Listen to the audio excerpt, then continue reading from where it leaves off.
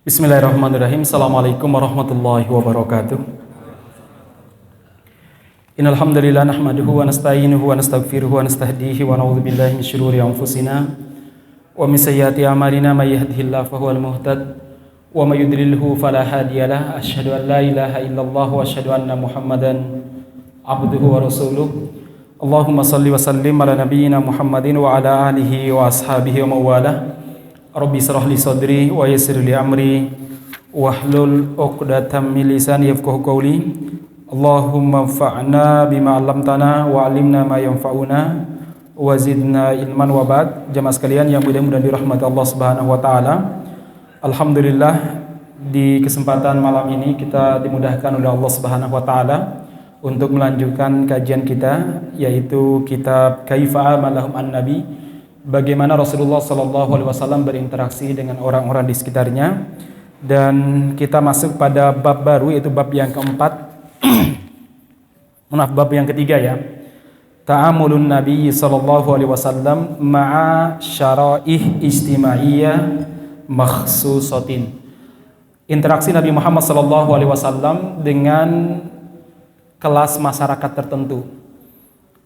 Poin pertama yang dikaji di sini, pasal pertama adalah ta'amulun Nabi sallallahu alaihi wasallam ma'a dzawil ahad. Interaksi Nabi Muhammad sallallahu alaihi wasallam dengan para penyandang cacat, dengan orang-orang yang punya kekurangan. Para penyandang cacat, ya siapapun mereka ya, apapun kecacatan mereka. Di sini beliau memberikan sebuah muqaddimah, Syekh Shalih Al-Munajjid, bahwa kehidupan yang Allah Subhanahu wa taala berikan kepada kita ini penuh dengan berbagai macam keunikan. Ada orang-orang yang diberikan kesempurnaan fisiknya oleh Allah Subhanahu wa taala.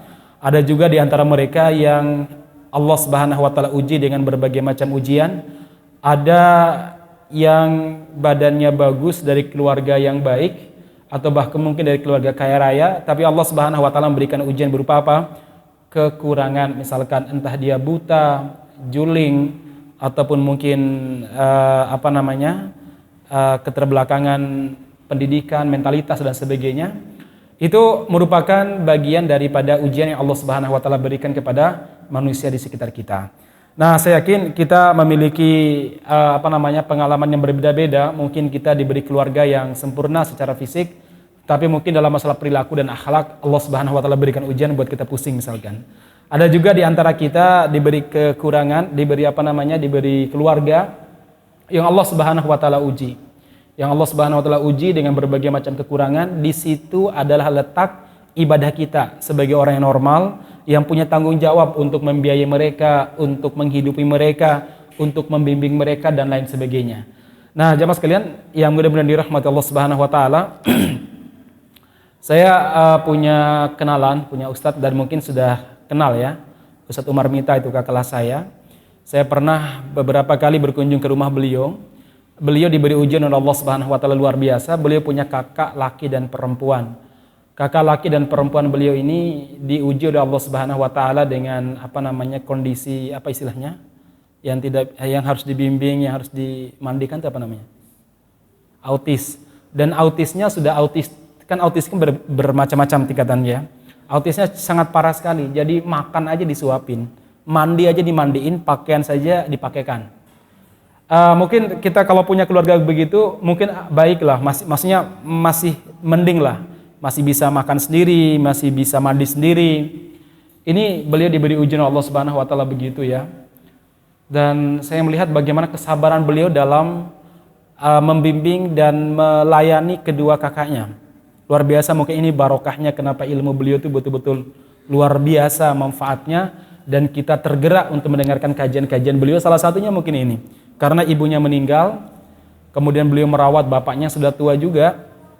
Kemudian ketika bapaknya meninggal, beliau juga beliau pernah saya ke sana itu beliau merawat 3 ya. Bapaknya sudah tua, kemudian kedua saudaranya seperti itu. Nah, jemaah sekalian, beliau selalu memberikan motivasi kepada kami. Apa kata beliau? Ini merupakan titipan Allah Subhanahu wa taala, amanah yang Allah Subhanahu wa taala berikan kepada saya. Apakah saya bisa menjaga amanah ini apa tidak? Luar biasa. Jadi kalau pergi kajian itu disini dibawa kedua kakaknya itu. Kadang mobilnya masih hidup ya, diparkir itu sampai selesai kajian. Kita tanya, "Ustaz, kenapa itu mobil nggak dimatikan?" Ada abang sama mbak saya di dalam dunia. Jadi begitu. Kemana beliau kajian kadang dulu sering dibawa. Nah, ma'asyiral muslimin yang mudah-mudahan dirahmati Allah Subhanahu wa taala, mungkin ada di antara kita yang diberi ujian-ujian seperti itu. Maka di sini Syekh Shalih Al-Munajjid bab pertama terkait tentang kelas masyarakat di mana Nabi Muhammad SAW berinteraksi dengan mereka adalah orang-orang yang diuji oleh Allah dengan cacat. Ya. Nah, tentu masing-masing orang itu beda-beda ya. Ada dulu para sahabat yang buta matanya seperti Abdullah bin Umi Maktum. Ada juga yang kakinya bermasalah seperti Abdullah bin Mas'ud, itu salah satu kakinya itu kecil sehingga jalannya nggak imbang. Kemudian ada juga macam-macam. Ada juga para ulama itu yang kakinya kayak bentuk O itu ya. Ada juga di antara para ulama juga itu matanya juling dan lain sebagainya. Tapi sekali lagi itu ujian Allah Subhanahu wa taala berikan kepada kita. Kalau kita mampu mengelolanya dengan baik dan bisa bisa memotivasi diri kita atau memotivasi teman-teman kita, maka biasanya orang-orang seperti ini diberi kelebihan Allah Subhanahu wa taala dalam masalah kecerdasan. Ya, dalam masalah kecerdasan. Saya punya teman itu di orang Jogja ya. Orang Jogja itu Masya Allah, Allah memberikan ujian kepada beliau terkait masalah matanya. Ya, terkait matanya nggak normal. Jadi kalau beliau membaca itu harus dekat begini. Ya. Tapi subhanallah, semangat baca dan semangat belajar beliau luar biasa. Sekarang malah justru menjadi kiai pondok, punya pondok pesantren.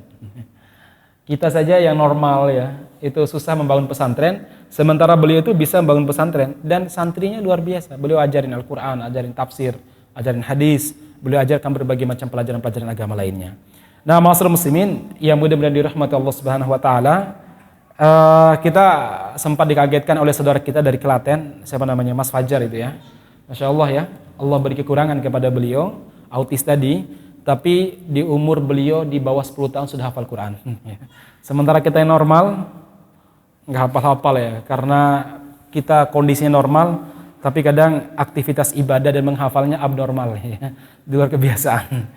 Baik, ma'asyiral muslimin yang mudah-mudahan dirahmati Allah Subhanahu wa taala. Jadi pada zaman Nabi pun ada sahabat-sahabat seperti itu. Dan itu merupakan hikmah dari Allah Subhanahu wa taala, di mana Allah Subhanahu wa taala menakdirkan sebagian sahabat memiliki kekurangan, sehingga kalau kita sekarang menghadapi manusia yang sama, saudara-saudara kita atau keluarga kita atau teman-teman kita yang punya kekurangan, maka kita pun bisa berinteraksi sebagaimana yang dilakukan oleh Rasulullah SAW kepada mereka. Yang pertama, jemaah sekalian, beliau mengatakan fakana yahuthuhum ala sabri wa yubashshiruhum bil jannah.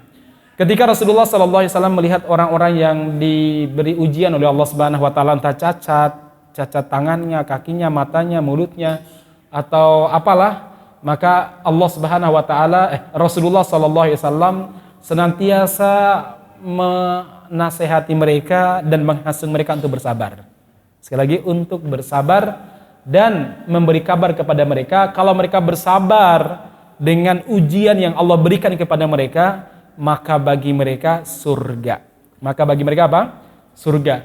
Inilah motivasi yang sering diulang-ulang oleh Rasulullah SAW kalau bertemu dengan para sahabat yang memiliki kekurangan dalam fisiknya. Nah, ma'asyiral muslimin yang mudah-mudahan dirahmati Allah Subhanahu wa taala, sebagai sebuah contoh jemaah sekalian, Anas bin Malik radhiyallahu anhu pernah berkata, sami'tun nabiyya sallallahu alaihi wasallam yaqulu innallaha qala idza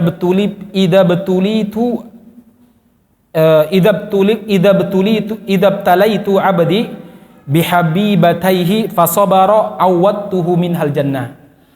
Bahwasanya Allah Subhanahu wa taala berfirman, berarti ini hadis qudsi.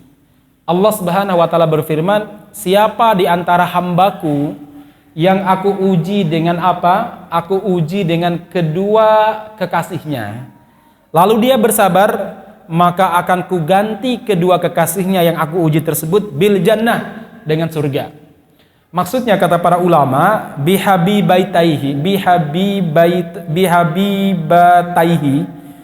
kedua kesayangannya atau kedua kasih sayangnya, maksudnya apa? Kedua matanya. Kalau Allah Subhanahu wa taala menguji seorang hamba dengan kedua matanya, mungkin diberi ujian berupa buta. Kalau dia bersabar, kata Allah Subhanahu wa taala, awwadtuhu minhumal jannata.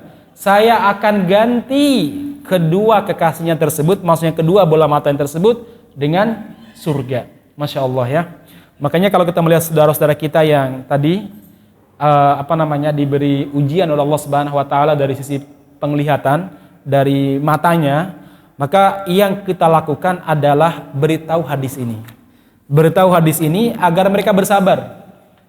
Rasulullah Shallallahu alaihi wasallam menyebut mata itu dengan kekasih, dua kekasih. Kedua bola mata dengan sesuatu yang paling disayangi, karena saya yakin tidak ada manusia di dunia ini yang mau menjual matanya walaupun sebelah. Karena cinta banget dengan matanya. Dan dengan mata juga kita bisa menyaksikan berbagai macam keindahan. Apa gunanya kalau kita punya rumah yang mewah, punya taman yang bagus, tapi kalau sementara mata kita nggak bisa menikmatinya. Dan tidak begitu bermanfaat, tidak begitu berguna istri cantik jelita, sementara mungkin kedua mata kita tidak bisa menikmatinya. Makanya Allah menyebut kedua bola mata dengan kekasih atau kasih sayangnya. Karena manusia itu sayang banget dengan matanya. Nah, kalau aku uji mereka dengan kedua matanya, lalu mereka bersabar, falahul jannah awwattuhu minhumal jannah. Saya ganti keduanya dengan surga. Masya Allah jamaah sekalian, surga. Nanti Allah Subhanahu wa taala beri berbagai macam kenikmatan di surga itu. Nah, ma'asyiral muslimin yang mudah-mudahan dirahmati Allah Subhanahu wa taala, Nabi punya sahabat yang cacat matanya, ada di antaranya Abdullah bin Ummi Maktum. Abdullah bin Ummi Maktum ini walaupun beliau cacat, beliau pernah menemui Nabi Muhammad SAW. Beliau minta dispensasi untuk tidak sholat berjamaah. Beliau berangkat, ya Rasulullah, jarak antar rumahku dengan masjid jauh, sementara kedua bola mataku nggak berfungsi. Tidak ada yang bisa membimbingku ke masjid, ya Rasulullah. Jauh, tidak ada yang membimbing, buta. Apakah saya punya rukhsah untuk tidak berangkat ke masjid, ya Rasulullah? Rasul mengatakan, iya. Beliau pulang. Baru 5-6 meter, Nabi Muhammad panggil, ya Abdullah ta'al, sini, dipanggil lagi sama Nabi. Dia balik lagi kepada Nabi Muhammad sallallahu alaihi wasallam. Lalu Nabi Muhammad berkata, asamitan nida, kamu dengar suara adzan? Allahumma na'am. Betul ya Rasulullah, saya dengar. Fa'ajibha. Maka kalau begitu datangi. Orang buta saja diwajibkan untuk berjamaah. Ya, diharuskan. Kalau madhab Hambali wajib. Diwajibkan berjamaah. Kalau madhab Syafi'iyah sunnah muakkadah. Jamaah sekalian, ada yang mengatakan juga fardu kifayah. Mayoritas para ulama menyebut fardu kifayah. Tapi kalau Hambali menyebutnya fardu ain. Ya, jadi kalau nggak berjamaah dosa besar. Nah, jamaah sekalian yang benar-benar dirahmati Allah Subhanahu wa taala, ini orang buta. Nabi Muhammad punya sahabat begitu. Diberi ujian oleh Allah Subhanahu wa taala dengan matanya. Beliau juga Abdullah bin Ummi Maktum karena nggak mungkin berangkat ke medan jihad. Bagaimana bisa berjihad? Maka untuk beberapa ibadah seperti jihad, Rasulullah SAW berikan dispensasi. Tapi ada tugasnya. Apa itu? Mengurus kota Madinah. Ya Abdullah, saya mau keluar memimpin jihad. Kamu di Madinah, kamu saya wakilkan sebagai pemimpin di kota Madinah. PLT. Jadi jemaah sekalian, itu Abdullah bin Ummi Maktum kadang diberi diberi tugas oleh Rasulullah SAW sebagai apa? Sebagai pengganti boleh di kota Madinah. Terkadang Abdullah bin Ummi Maktum ditugaskan oleh Nabi sebagai muadzin. Jadi azan itu, seingat saya azan kalau subuh, azan pertama itu azan Bilal. Jadi yang subuh itu kalau azan pertama jam-jam 3 itu Bilal. Nah, nanti adzan subuhnya petugasnya siapa? Abdullah bin Ummi Maktum. Saya nggak bisa membayangkan orang buta datang ke masjid di waktu subuh. Ya bagi mereka subuh mau subuh, zuhur, asar sama aja ya. Sama-sama gelap maksudnya ya. Tapi semangatnya Abdullah bin Ummi Maktum berangkat ke masjid itu Masya Allah. Artinya kalau beliau diberi tugas untuk adzan subuh, berarti beliau berangkat sebelum subuh. Dan kalau Allah Subhanahu wa taala memberikan petunjuk, memberikan semangat kepada orang-orang seperti itu memang luar biasa. Saya dulu punya murid taklim buta kedua matanya, tunanetra. Beliau ini punya punya tugas bukan hobi. Pekerjaannya mijet. Tapi beliau normal, awalnya normal sampai kejadian kata beliau jatuh. beliau jatuh, saya lupa jatuhnya dari motor apa dari apa. Kemudian lama-kelamaan mata beliau itu kabur, akhirnya buta. Awalnya kata beliau, saya hampir bunuh diri Ustaz. Hampir bunuh diri. Istri saya meninggalkan saya katanya. Kebayang apa ya? Istri saya meninggalkan saya yang seharusnya setia menemani. Ya, saya bersama anak saya masih kecil saat itu. Saya pernah ke rumahnya juga sih. Kemudian saya coba dengarkan radio, dengarkan ceramah ya. Akhirnya saya teguh. Saya siap. Ini merupakan ujian dari Allah Subhanahu wa taala. Saya justru menggunakannya untuk beribadah kepada Allah Subhanahu wa taala. Akhirnya karena rumah beliau dengan masjid lumayan dekat ya. Sini sini gedung itulah bangunan kantor kelurahan itu. Cuma harus lewati kebun-kebun. Menariknya, beliau tuh tahu jalannya. Awalnya saya suruh anak saya ini saya pakai tali rafia. Jadi dari rumah ke masjid pakai ada tali rafia yang diulur. Nah, nanti saya ke masjid itu. Beliau muadzin, sergap banget.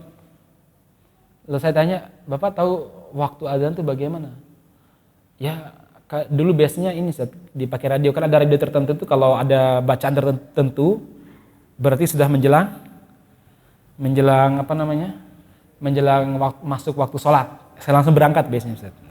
Nanti kalau udah dengar masjid tanya adzan, ya udah saya adzan. Masya Allah ya. Luar biasa. Nah, saudara sekalian, yang mudah-mudahan dirahmati Allah Subhanahu wa taala, ini saya temukan beliau sampai sekarang masih mengurus masjid kayaknya di daerah Gang Ciu sana. Kadang kalau kita capek habis pengajian, kita pijat Ustaz yuk, ya. Saya punya kemampuan hanya ini gitu ya. Dulu ketika saya masih ngisi rutin ya. Tapi karena saya ngisi di sana udah bertahun-tahun saya ngisi, mbah-mbah yang hadir itu mbah-mbah kebanyakan. Mbah-mbah di atas 60-70 tahun. Ada sih bapak-bapak. Terus kalau saya habis kajian nanya, "Pripun Mbah? Saged ngertos mboten Pak Ustad." Loh, pripun? Sempenting niat Ustad. Ya udah nek kayak gini terus ya susah saya ya. Akhirnya saya bilang sama teman saya yang Ustadz di Pondok Pesantren Ulul Albab Tulaan sana, "Mas, antum gantikan saya saja deh. Saya kayaknya ngisi di sini nggak begitu. Ada manfaatnya tapi nggak begitu berdampak, berefek. Kenapa? Saya pakai bahasa Indonesia, sementara mbah-mbah rata-rata bahasa Indonesianya bermasalah. Udah begitu bahasa Indonesia agak cepet nih ya. Jadi mereka menangkapnya juga lumayan agak susah. Nah akhirnya sekarang digantikan sama teman saya udah lama gak silaturahim sana. Sampai dulu saya dibangunkan rumah gitu nih. Ya bukan rumah sih, saya dulu belum punya rumah, jadi dibangunkan. Ustaz tinggal sini aja lah. Tinggal sini ngimami kami. Tapi saya sering keluar, nggak apa-apa, yang penting Ustaz di sini gitu nih. Dibangunkan tempat tinggal ya. Tapi karena saya berpikir, waduh ini saya di sini kayak di penjara, nggak bisa kemana-mana ini ya. Akhirnya saya bilang, mau nggak kita gantikan teman saya? Nggak, kita maunya Ustaz. Kayaknya sekarang masih kosong di rumah ya. Nah, saudara sekalian yang mudah-mudahan dirahmati Subhanahu wa taala, jadi sekali lagi ini ujian yang Allah Subhanahu wa taala berikan kepada sebagian saudara kita dan kita harus memberi motivasi kepada mereka untuk bersabar. Baik, itu yang pertama ya, cara Nabi berinteraksi dengan mereka yang diberi ujian oleh Allah Subhanahu wa taala berupa cacat fisik. Bahkan dalam sebuah hadis Rasulullah SAW pernah bersabda dari hadis Jabir bin Abdullah, qala Rasulullah sallallahu alaihi wasallam bersabda, yawaddu ahlul afiyati yaumal qiyamati hina yu'ta ahlul bala'i thawaba law anna juludahum kanat uridat fid dunya bil maqarid. Sesungguhnya nanti di hari kiamat orang-orang yang diberi kesempurnaan fisik sebagaimana kita, di hari kiamat begitu mereka melihat ahlul bala, yaitu orang yang Allah beri ujian berupa cacat di dunia ini, diberi pahala yang begitu banyak oleh Allah Subhanahu wa taala berlipat ganda, maka ahlul afiyah, mereka yang dulunya sehat, berharap andaikan dulu di dunia mereka cacat atau bahkan kulit mereka ini nggak apa-apa digunting ya atau dikupas ya nggak masalah, yang penting dapat pahala kayak gitu. Nah, ternyata ahlul bala orang-orang yang Allah Subhanahu wa taala beri ujian di dunia ini, ujian demi ujian, baik ujian yang sifatnya cacat fisik atau ujian berupa kemiskinan, sakit, miskin, sakit. Kadang kita lihat ada orang miskin, udah miskin, sakit-sakitan terus. Itu termasuk ahlul bala, orang yang diberi ujian oleh Allah Subhanahu wa taala, yang kelak di hari kiamat Allah akan berikan limpahan pahala kepada mereka. Sehingga orang-orang yang diberi afiat, kesehatan, keselamatan dan kecukupan berharap mbok bien aku di dunia, andaikan dulu di dunia aku seperti mereka, bahkan aku rela kulitku hancur, ya, kulitku cacat, digunting, dikupas, ya, supaya dapat pahala sebagaimana mereka. Padahal kita sekarang, apalagi perempuan, jerawat satu saja, anak-anak muda sekarang ya, udah nggak pede, udah bingung, udah ke skincare, macam-macam ya, itu baru jerawat, ya, belum lagi yang lain. Nah, sementara jamaah sekalian, ada saudara kita yang memang ahlul bala, orang-orang yang memang terus diberi ujian oleh Allah Subhanahu wa taala. Diberi ujian oleh Allah Subhanahu wa taala. Nah, orang seperti ini mereka mendapatkan pahala yang begitu besar kelak di hari kiamat nanti. Baik, yang kedua, cara Nabi selain mendoakan mereka dan selain memberi masukan kepada mereka untuk bersabar, menasihati mereka untuk bersabar, cara Nabi Muhammad SAW berikutnya adalah wa kana yad'u lahum. Nabi Muhammad SAW senantiasa mendoakan saudara-saudara, sahabat-sahabat yang diuji oleh Allah Subhanahu wa taala dengan cacat. Didoakan. Kadang beliau datang kepada mereka, sengaja datang kepada mereka untuk mendoakan mereka. Kadang juga sebagian sahabat yang diberi ujian seperti ini datang kepada Nabi Muhammad SAW dan Nabi Muhammad mendoakan mereka. Ini maksudnya adab kita. Jadi kita punya kewajiban dan punya keharusan untuk mendoakan mereka. Sebagai sebuah contoh jamaah sekalian, Aisyah radhiyallahu anha pernah bercerita, anna Rasulullah sallallahu alaihi wasallam kana idza ata maridan au utiya bihi qala Allahumma adhibil ba'sa rabbin nas ishfi wa anta syafi la shifa illa shifauka shifaan la yughadiru saqama. Atau doa yang sering kita dengar, Allahumma rabban nas adhibil ba'sa washfi anta syafi la shifaa illa shifauka shifaan la yughadiru saqama. Ya Allah, Tuhannya manusia yang mengendalikan urusan manusia termasuk kesehatan mereka, adhibil ba'sa, hilangkanlah kesusahan darinya, washfi, dan sembuhkan. Karena biasanya orang sakit itu satu sakit dua susah, ya kan?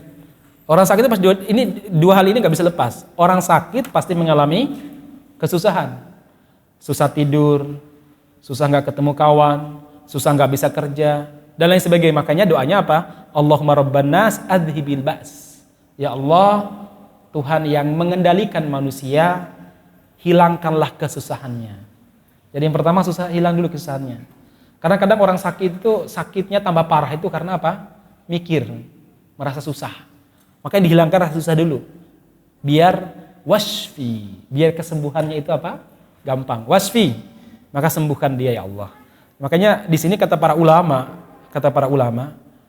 hadis ini menjelaskan bahwa ada kaitan erat antara kesusahan, susah pikiran dengan apa? Dengan kesembuhan. Orang yang pasrah, tenang, itu lebih mudah untuk sembuh daripada mereka yang yang stres, depresi atau mikirnya terlalu kencang. Ini kata para ulama, ya. Nah, ternyata dalam kehidupan kita juga demikian. Kita lihat jamaah sekalian, orang-orang yang entengan, dalam entengan itu maksudnya apa sih? Gampangan menerima takdir, tidak begitu protes, menerima takdir, sabar. Itu biasanya kehidupannya mereka itu lebih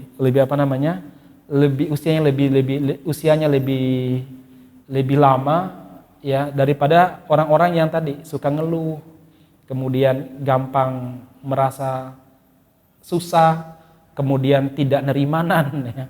Itu biasanya begitu. Saya kalau ketemu dengan orang-orang tua yang umurnya di atas 80, saya sering nanya, atau 70 ke atas lah misalnya. Mbah, rahasianya sehat, sugeng, waras seperti ini apa Mbah? Jawabannya cuma dua. Mas, sabar lan syukur. Trimonen apa yang dikasih sama Gusti Allah. Ya ternyata dalilnya gampang aja sih mereka ya. Rata-rata begitu jawabannya ya. Nah, jamaah sekalian yang mudah-mudahan dirahmati Allah Subhanahu wa taala, jadi sekali lagi ini ya. Maka Allah menyebut Rasul mengatakan Allahumma rabbanas adhibil ba'sa. Yang pertama, hilangkan kegundahannya, hilangkan kesusahan pikirannya, tenangkan jiwanya, wasfi, dan berikan kesembuhan kepadanya. Antasyafi la syifa illa syifa'u. Karena engkaulah asyafi yang memberi kesembuhan. Karena sesungguhnya tidak ada kesembuhan melainkan kesembuhan darimu ya Allah. Sifa an la yughadiru saqama, kesembuhan yang tidak menyisakan penyakit apapun. Ini doa yang dibaca oleh Nabi Muhammad SAW ketika beliau berkunjung kepada orang sakit, memang sengaja datang mendoakan mereka, atau ada orang-orang sakit yang dibawa ke hadapan Nabi. Doa ini penting ma'asyiral muslimin. Kemudian jamaah sekalian yang mudah-mudahan dirahmati Allah Subhanahu wa taala, ada satu hadis lagi di sini disebutkan, suatu waktu Abdullah ibnu Abbas, sepupu Nabi Muhammad SAW, berkata kepada muridnya Atha bin Abi Rabah. Atha ini tabi'in, Abdullah ibnu Abbas adalah sahabat. Apa kata Abdullah bin Abbas? Ala urikam ro'atan min ahli jannah. Mau saya cerita dan perlihatkan perempuan calon penghuni surga. Orangnya pasti gitu. Tapi namanya nggak jelas, namanya nggak terkenal. Jadi ada para sahabat dulu itu namanya nggak terkenal, namun mereka dipersaksikan masuk surga. Jadi ada orang biasa-biasa, tapi dia dijamin masuk surga. Ada orang luar biasa juga, banyak juga dijamin masuk surga. Jadi jemaah sekalian, memang salah satu keunikan yang Allah Subhanahu wa taala berikan kepada kita ini adalah apa? Kita itu diberi potensi yang berbeda-beda untuk menjadi penduduk surga. Ada yang potensinya ibadah, infak, sedekah, sebagaimana Abu Bakar. Tapi ada orang yang nggak mampu seperti itu, namun kepasrahan terhadap takdir luar biasa. Ya. Kepasrahannya terhadap takdir luar biasa. Nggak mampu sebagaimana Abu Bakar, Umar, Utsman, Ali maupun Abdurrahman bin Auf. Ya. Saya kadang melihat dalam kehidupan kita, terkadang saya lihat ada orang yang memang Allah Subhanahu wa taala bukakan pintu surga dia itu lewat apa? Lewat kekayaan yang Allah berikan kepada dia. Mudah sekali berinfak. Kita punya kenalan itu, masya Allah, semoga Allah beri keridhaan kepada mereka. Kadang kalau ketemu atau kadang kita ngirim proposal, ini kita butuh ini, langsung atau ketemu min khidmatik, ada bantuan, saya bisa bantu apa Ustaz ya? Mereka memang bukan sekedar sendaguro, tapi mereka ini memang diberi kelebihan oleh Allah Subhanahu wa taala. Tapi ada juga orang-orang yang mungkin kita kasih atau lihat lagi pembangun masjid atau apa, ya dia hanya bisa berdoa, nggak bisa berikan apa-apa. Mungkin Allah membuka pintu lain bagi dia, kesabaran menghadapi kemiskinan, atau kesabaran menghadapi sakitnya, atau macam-macam. Itulah keadilan Allah Subhanahu wa taala. Keadilan Allah Subhanahu wa taala begitu. Ada sahabiah yang saat itu beliau ini apa? Ia tidak terkenal, namanya Muti'ah. Rasul bilang bahwa maukah kalian kuberitahu seorang perempuan ibu rumah tangga, dia bukan seorang da'iyah, bukan mubalighoh. Dia bukan seorang tokoh politik. Dia bukan sayap kebinekaan surga, bukan ya. Dia hanya ibu rumah tangga biasa, kulitnya hitam. Nabi Muhammad bilang namanya Muti'ah.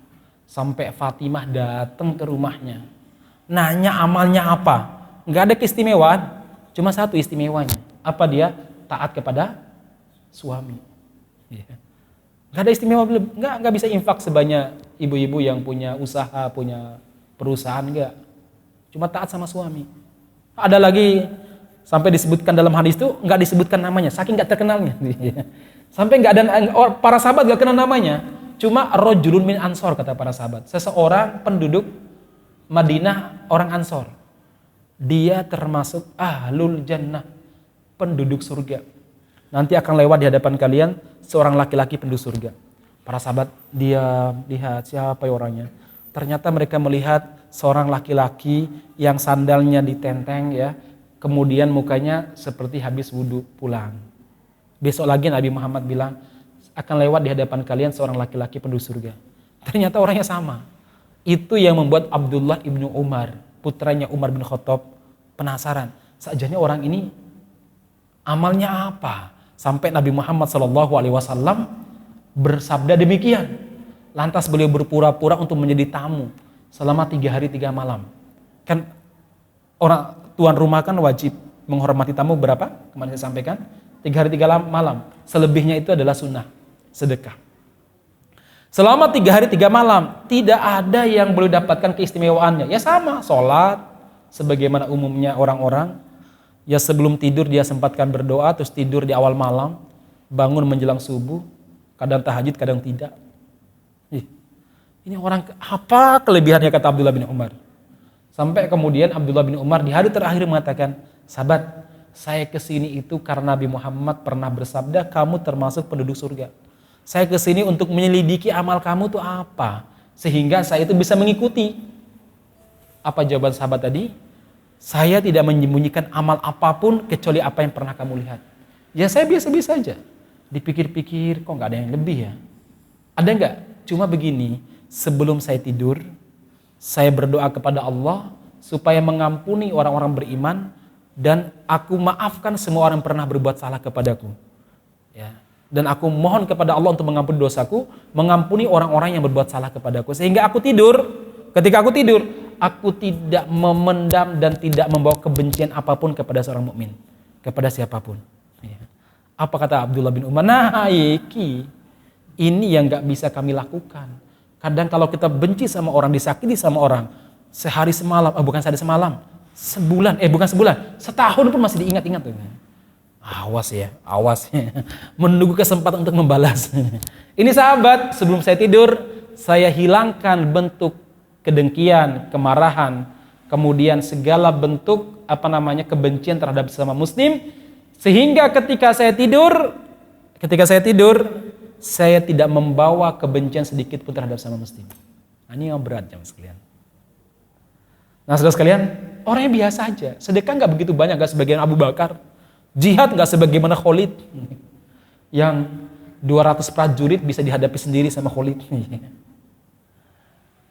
Salat tidak sebagaimana Abdullah ibnu Umar yang kakinya sampai bengkak karena salat tahajud. Ada juga sahabat ini yang menarik ini ya. Ini orang nggak sebagaimana Abu Bakar, Umar, Utsman, orang biasa bahkan namanya nggak jelas. Kata Abdullah bin Abbas, ada penduduk surga. Kemudian Abdullah bin Abbas cerita, hadhil mar'atu, dulu ada seorang wanita yang datang menemui Nabi Muhammad SAW dan mengatakan, ya Rasulullah, ini asra, saya kena penyakit epilepsi, ayan. Pernah nggak lihat orang kena penyakit epilepsi? Saya punya kakak sepupu dulu, sekarang udah meninggal, semoga Allah merahmati beliau. Itu epilepsi. Epilepsi, jadi kalau udah udah kumat itu di jalan tuh langsung baring-baring itu, guling-guling. Itu kalau lagi di tangga jatuh. Ke rumah kita dulu kan rumah kayu ya, pakai tangga.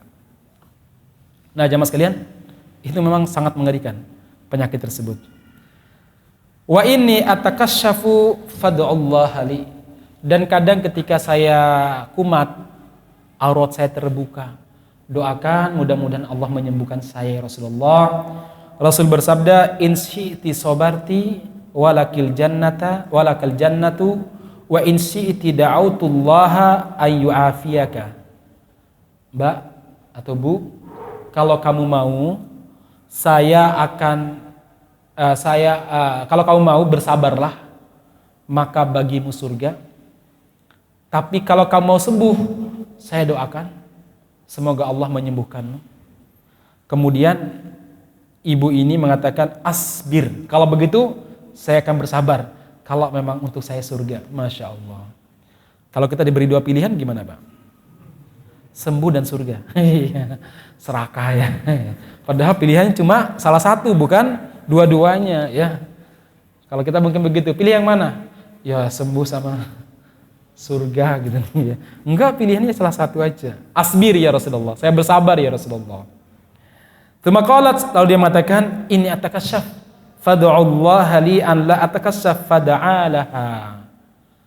Karena aku saat kumat auratku tersingkap, maka berdoalah kepada Allah agar auratku tidak tersingkap. Masya Allah, wanita muslimah dulu ya, sampai berdoa supaya auratnya tidak tersingkap. Sekarang banyak berdoa sebagaimana tubuhnya disaksikan banyak orang. Ini bedanya ya. Sahabat dulu sampai menjaga apa? Menjaga auratnya. Dulu jamaah sekalian, masalah ini memang betul-betul waspada betul ya. Masalah aurat wanita. Karena bagi laki aurat itu sangat menarik. Nah, ma'asyiral muslimin yang mudah-mudahan dirahmati Allah Subhanahu wa taala, ini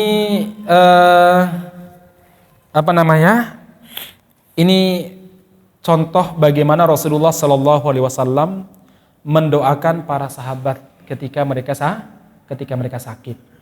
Ada yang didoakan kesembuhan, ada yang didoakan kalau kamu mau bagimu surga atas kesabaranmu. Kalau kamu mau, saya doakan sembuh. Sebuah pilihan bagi kamu. Ternyata para sahabat, masya Allah, mereka lebih memilih surga daripada sembuh, dan mereka bersabar di atas kesembuhan, di atas sakit yang mereka derita. Karena mereka paham betul dunia itu sifatnya sementara, sehingga bagi mereka yang sementara tidak boleh mengalahkan yang abadi. Baik, ma'asyiral muslimin yang mudah-mudahan dirahmati Allah Subhanahu wa taala.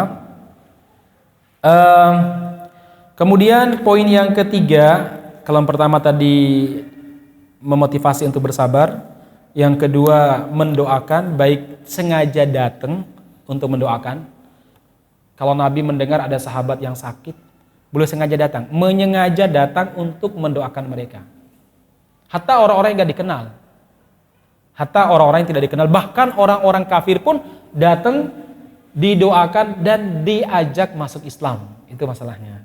Kalau kita mampunya datang untuk menjenguk saja, ya. Mengajak masuk Islam gak berani, khawatirnya kena undang-undang. Karena dalam negara kita ini mengajak orang masuk Islam dan selamat dari neraka itu bisa kena undang-undang ya.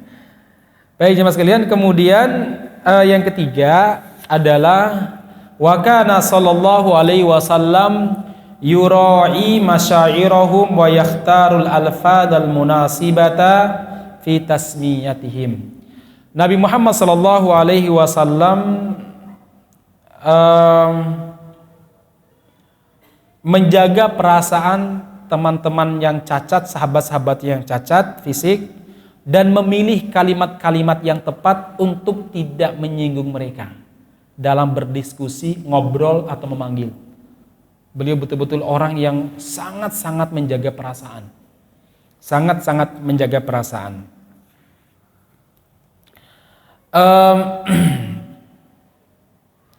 Sebagai sebuah contoh jemaah sekalian, An Jabir bin Abdullah qala Rasulullah sallallahu alaihi wasallam, suatu waktu beliau bersabda kepada para sahabat, intaliqu bina ilal basir alladhi bani waqifin na'uduhu. Sebentar. Oh ya. Beliau mengajak para sahabat, ayo temani saya, kita temui Basir. Al-Basir. Basir ini sebenarnya orang buta di sebuah perkampungan Banu Waqif. Banu Waqif itu perkampungan kabilah yang tinggal di pinggiran kota Madinah. Ada sebuah kabilah namanya Bani Waqif, tinggal di pinggiran kota Madinah. Nah, kabilah ini ada seorang laki-laki yang buta. Nabi Muhammad SAW menyebutnya Basir. Basir itu artinya apa? Orang yang bisa melihat. pandangan tajam, yang punya pandangan tajam, basir namanya. Nah, jemaah sekalian, Nabi Muhammad tidak menyebutnya, ayo temani saya nemui orang buta.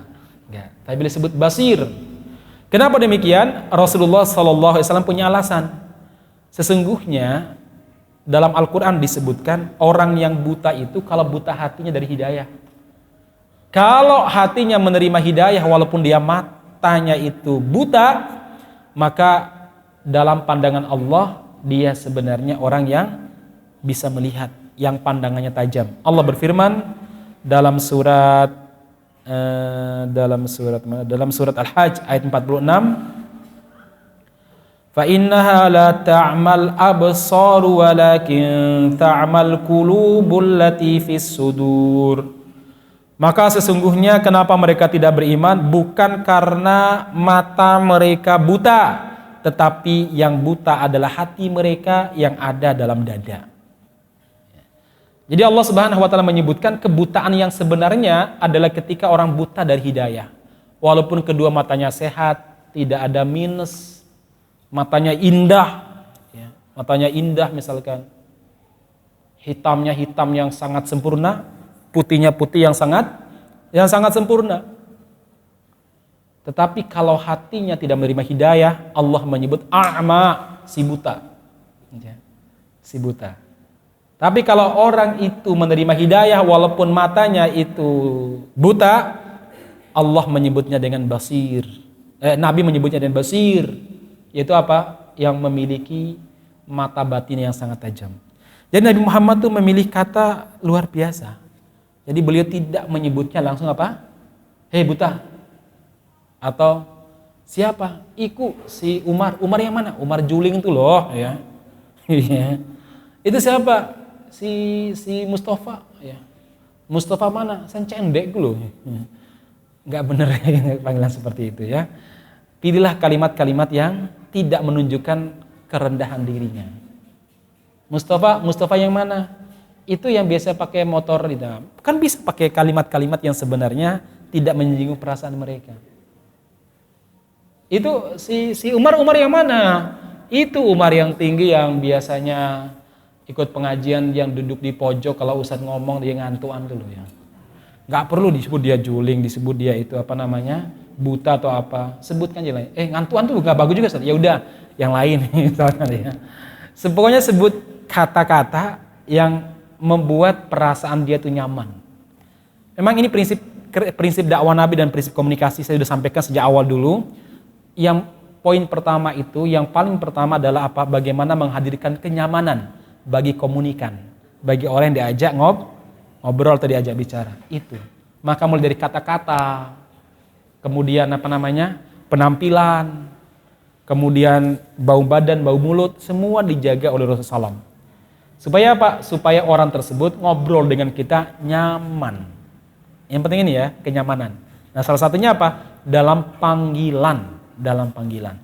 Baik masyarakat muslimin yang mudah-mudahan dirahmati Allah Subhanahu wa taala, saya kira sampai di sini dulu, mudah-mudahan bisa memberikan manfaat kepada kita semuanya dan memberikan pencerahan kepada kita semuanya bagaimana mengikuti Nabi Muhammad SAW dalam berinteraksi, termasuk interaksi kita dengan saudara kita, kenalan kita, atau mungkin anggota masyarakat yang diuji oleh Allah Subhanahu wa taala dengan ketidaksempurnaan pada tubuhnya. Ya. Menghasung mereka untuk bersabar, mendoakan mereka. Set doanya berapa kali? Berkali-kali. Jadi kadang kita ini uniknya doa cuma sekali aja sih. Ya. Ketemu sama orang doa cuma sekali. Enggak, berkali-kali doakan. Setiap kali ketemu doa. Nabi itu punya kebiasaan ketemu siapapun sering doakan. Walaupun kemarin baru doakan atau tadi pagi doakan saat ketemu di mana. Nanti malam habis sholat Isya ketemu lagi, doakan lagi. Begitu cara Nabi berkomunikasi, mendoakan kebaikan. Dan yang ketiga adalah apa? Jaga perasaan mereka. Salah satunya dengan memilih kata, memilih panggilan yang membuat mereka nyaman dengan kita. Demikian subhanakallahumma rabbana bihamdika asyhadu an la ilaha illa anta astaghfiruka wa atubu ilaik walhamdulillahi rabbil alamin. Assalamualaikum warahmatullahi wabarakatuh.